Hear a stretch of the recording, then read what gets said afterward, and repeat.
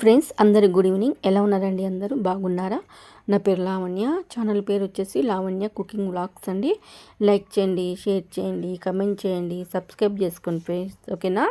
ఏమైనా డౌట్స్ ఉంటే కమెంట్ పెట్టండి. కమెంట్లో నేను రిప్లై ఇస్తాను. ఓకేనా?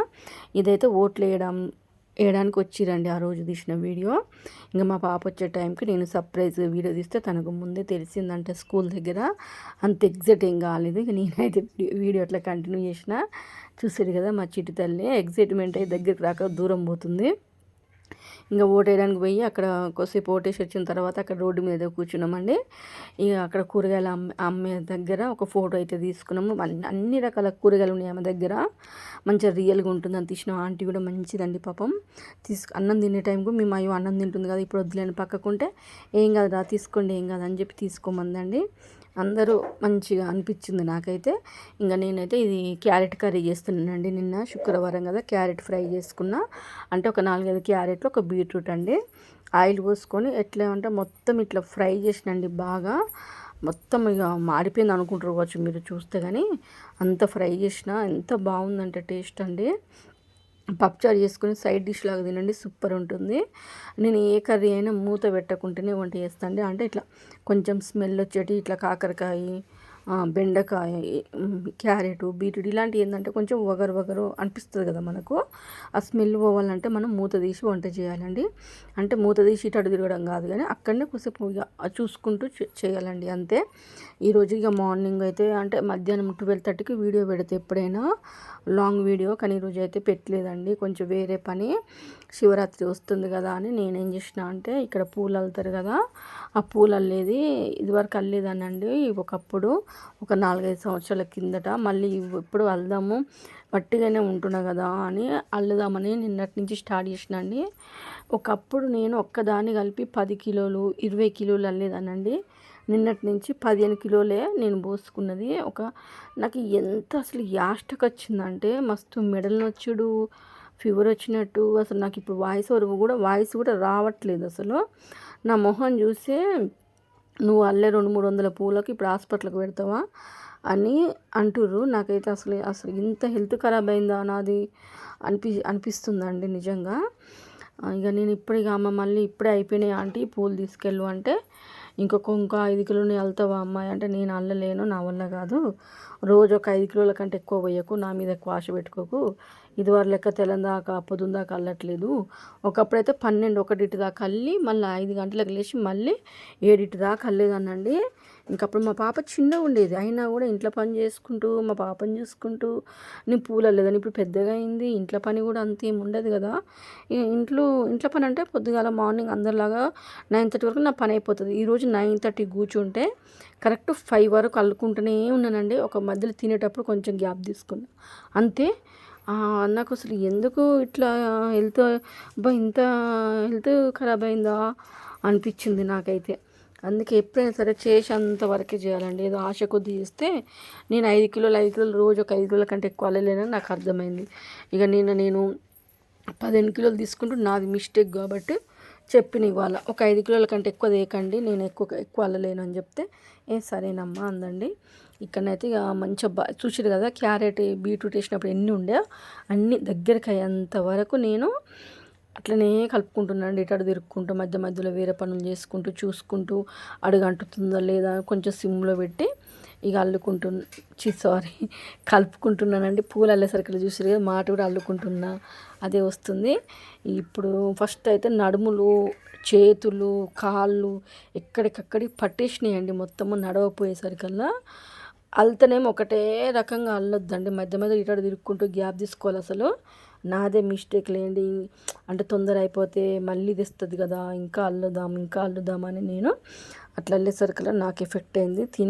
తిని వెంటనే కూర్చొని అల్లంగానే కడుపులో కూడా అసలు తిన్నట్టుగానే ఉండి నాకు అరగలే కావచ్చు, దెబ్బకు కడుపు వచ్చిందండి. అప్పటి నుంచి ఇక నేను లేచి ఇట్లయితే కాదని ఇక తొందర అల్లేసి మాల మొత్తం పక్కకు పెట్టేసి మొత్తం ఇల్లంతా ఊడ్చి మంచిగా నీట్గా బోళ్ళు తోమి బట్టలు ఇల్లు ఊడ్చి, బోళ్ళు అయితే అసలు నిన్నటి నుంచి తోమినట్టుగానే పక్కకు పెడుతున్నా. అవన్నీ సదిరి బట్టలన్నీ మడత పెట్టుకొని చపాతీ పిండి కలిపి ఇటు తిరిగేసరికి కొంచెం నా బాడీ అనేది సెట్ అయిందండి. లేకపోతే పార్ట్స్ అన్నీ ఇట్లా పట్టేసినాయండి. నా ఏదో నట్లు బిగించినట్టుగా అయిపోయింది.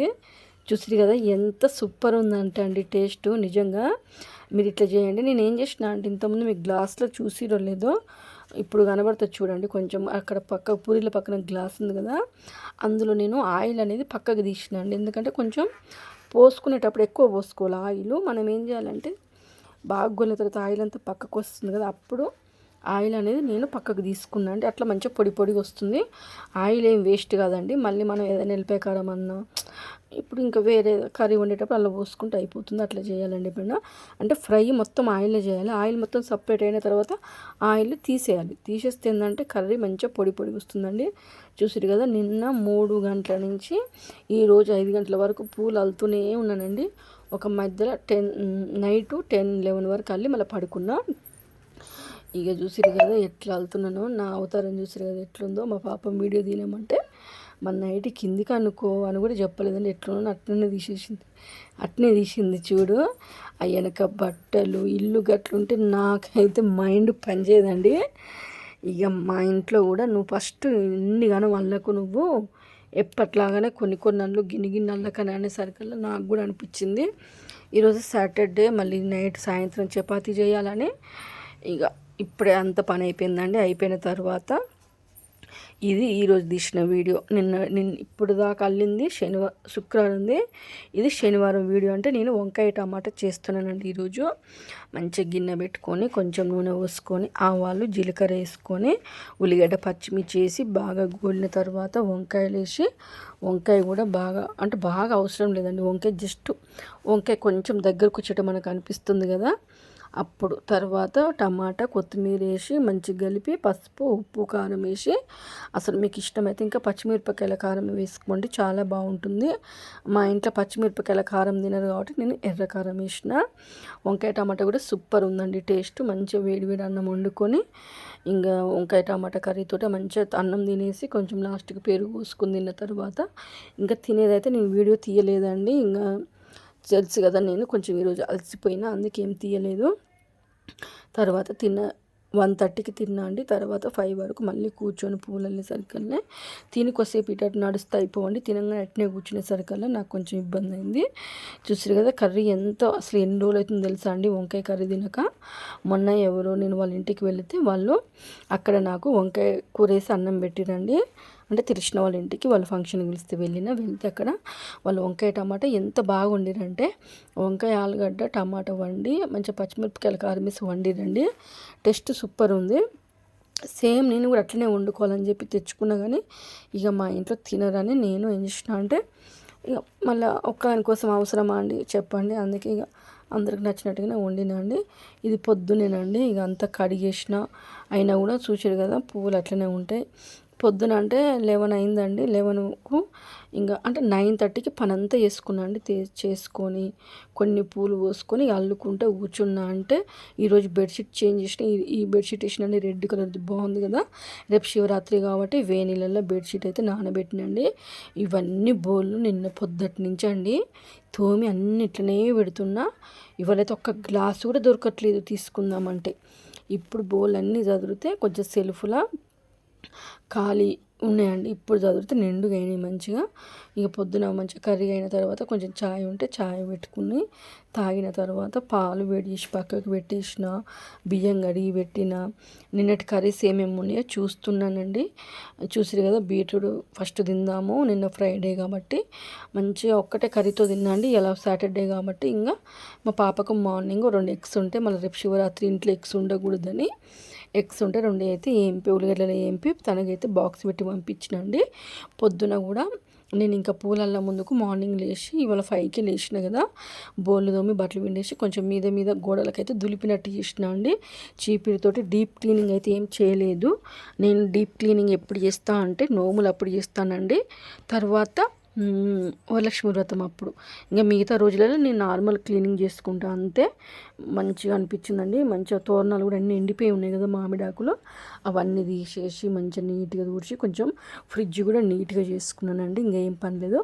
రేపు మార్నింగ్ లేచి ఇల్లంతా కడిగి ఇంకా దేవుళ్ళని కడిగి గంగ స్నానం పోయి రావాలనుకుంటున్నా.